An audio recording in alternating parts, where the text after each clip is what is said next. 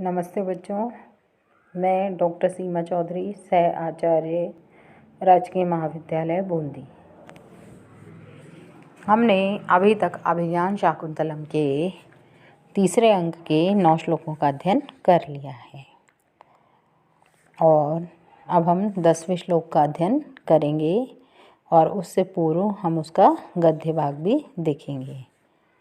इससे पहले मैं आपको बता दूं कि जो प्रसंग चल रहा है पूर्व का, उसमें ये बताया गया है कि जैसे ग्रीष्मकालीन दिन तीक्ष्ण सूर्य किरणों से संतप्त हो जीवधारियों को संताप देने वाला होता है, लेकिन वर्षा के प्रारंभ होने पर वही दिन अपनी शीतल जलधारा से मृत प्राय प्राणियों को जीवन देने वाला बन जाता है।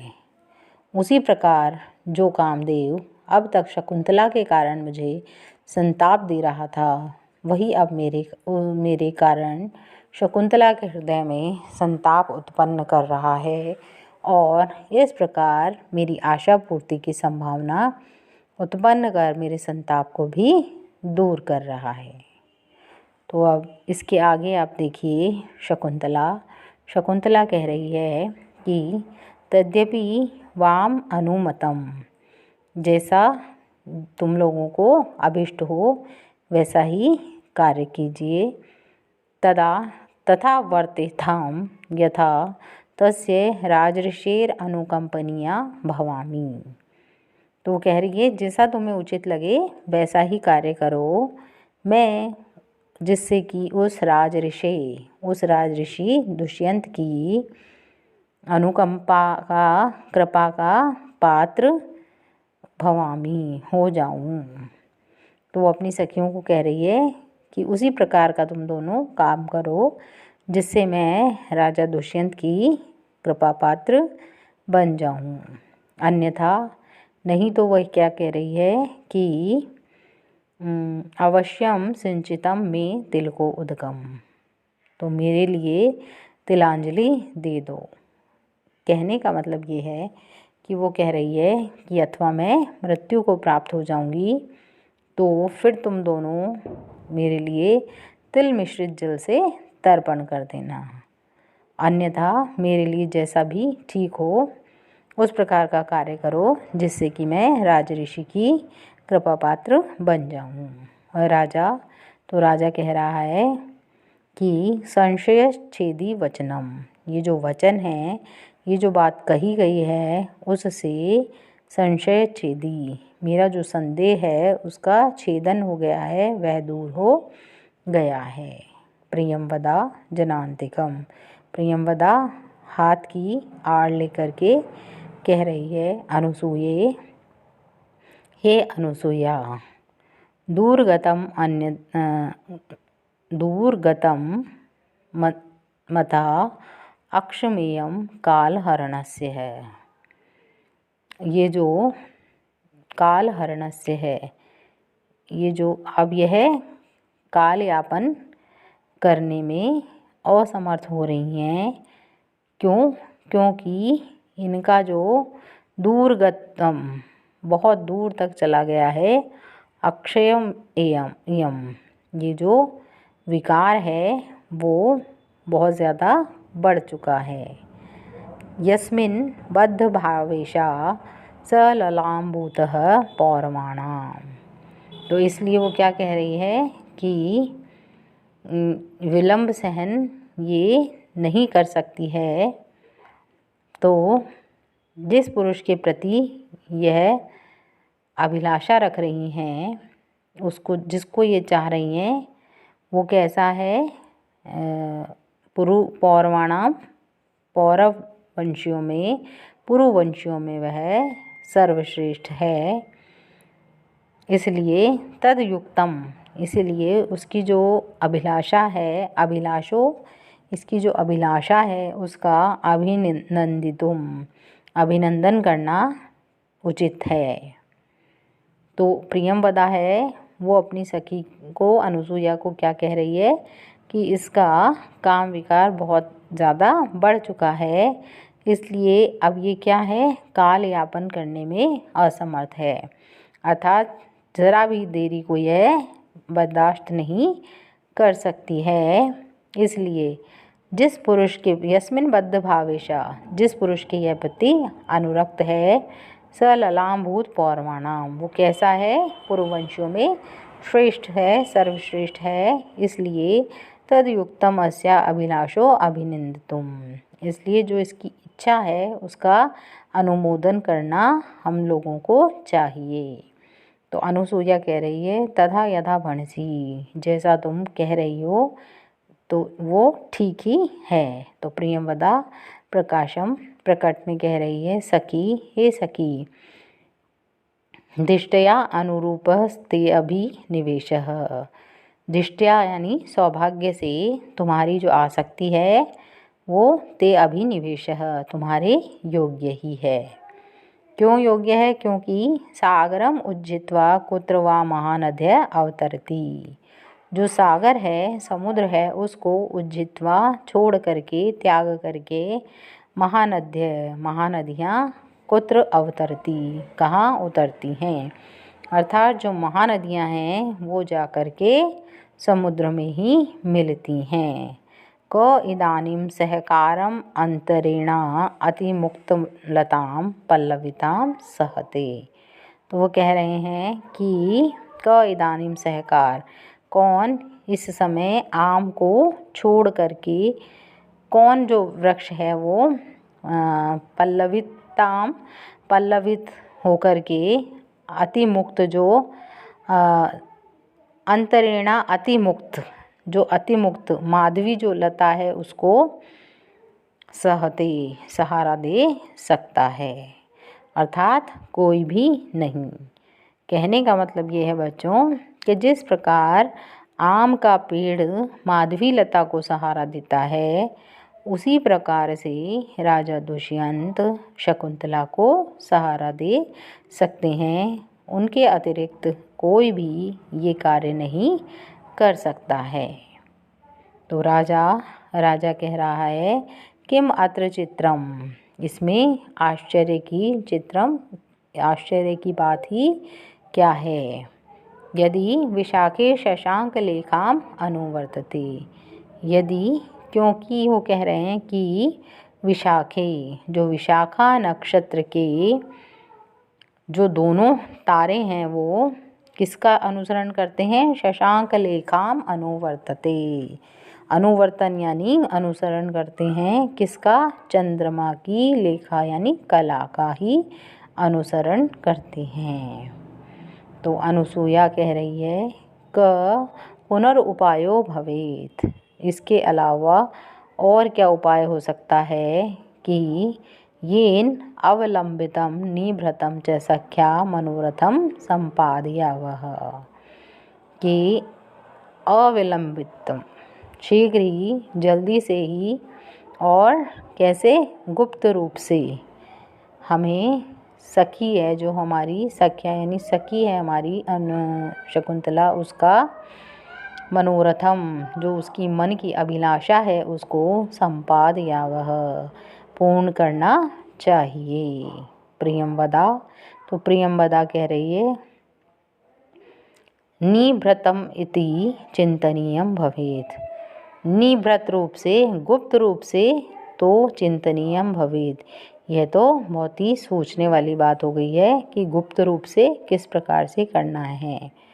शीघ्रम इति सुकरम, पर शीघ्र जो कह रही है यह तो सरल बात है, आसानी से की जा सकती है। तो अनुसूया कह रही है कथम इव, तो ये कैसे आसानी से कही जा सकती है। तो प्रियंवदा क्या कह रही है, ननु स राजऋषि, ननु यानी निश्चित रूप से, क्योंकि स यानी वह राजऋषि कैसा है, जो एतस्याम, जो इनको स्निग्ध दृष्टिया, प्रेम पूर्ण दृष्टि से इनके प्रति क्या कर चुका है, सूचित कर चुका है, अभिलाषा एतान, इनके प्रति अपनी अभिलाषा को सूचित कर चुका है।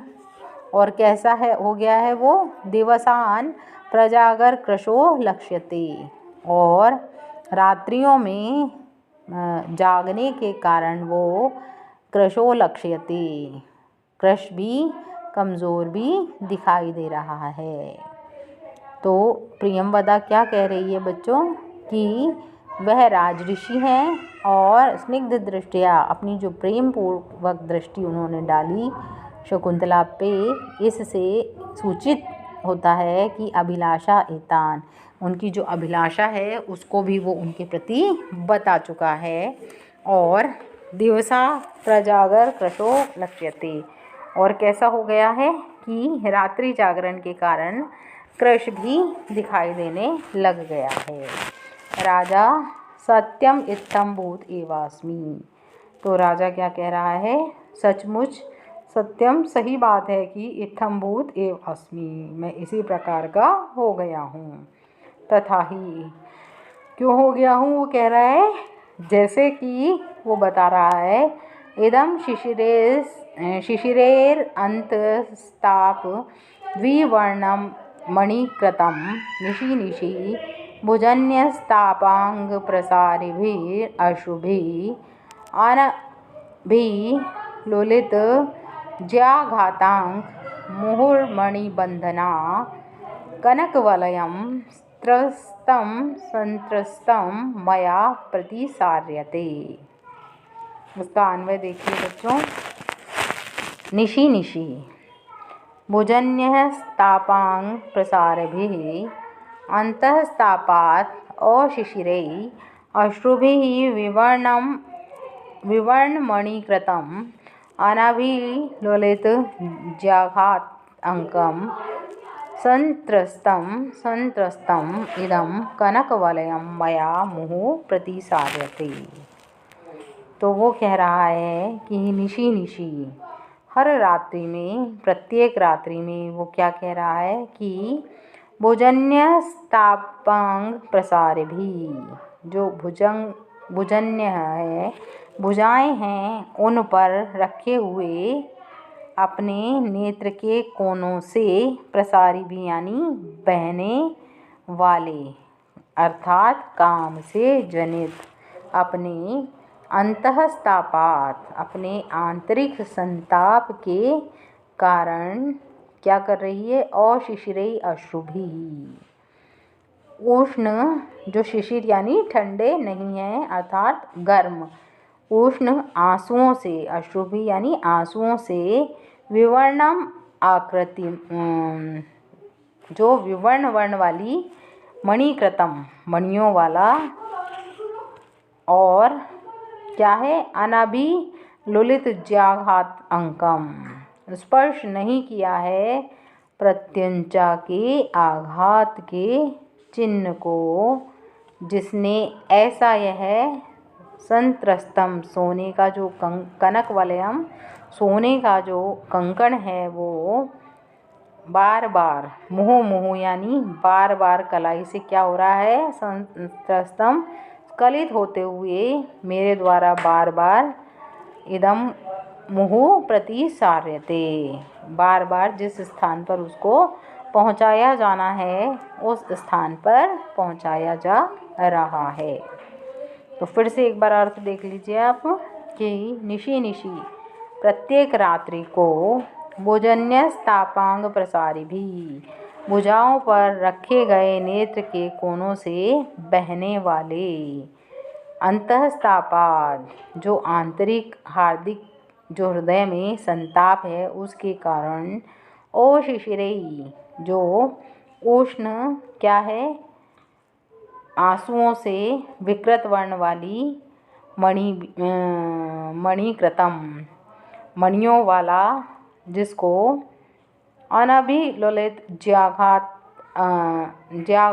अंकम, प्रत्यंचा के आघात के चिन्हों को रगड़ से बचाते हुए, जो इदम, ये जो कौन है, कनकवलयम, सोने का कंगन है वो, मया, मेरे द्वारा, मुहुः प्रतिसार्यते, बार बार जिस स्थान पर पहुंचाया जाना चाहिए, मतलब जहां उसको पहनते हैं उस स्थान पर पहुंचाया जा रहा है।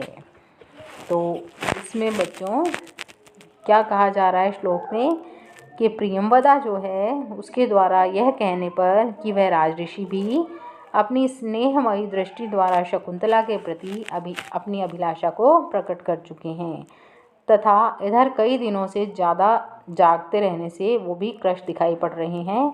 राजा अपने को देखकर कहता है कि वास्तव में मैं भी ऐसा ही हो गया हूँ, क्योंकि प्रत्येक रात्रि को विरह की वेदना के कारण अपनी भुजाओं को तकिया बनाकर मैं लेटा रहता हूँ और मुझे नींद नहीं आती है, और जो नेत्र प्रांत हैं उनसे भी आंसू बहते रहते हैं।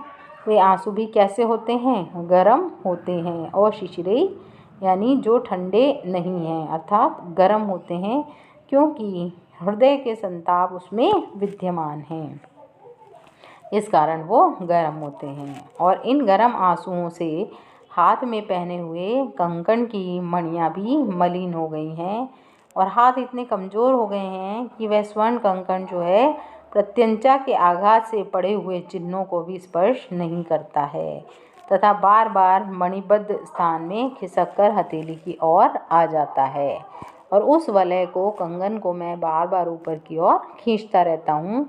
इस प्रकार इन दिनों मैं विरह में, वियोग का जो विरह है उसमें अत्यधिक दुर्बल हो गया हूँ। तो ये राजा कह रहा है। इसमें कौन सा श्लोक है बच्चों?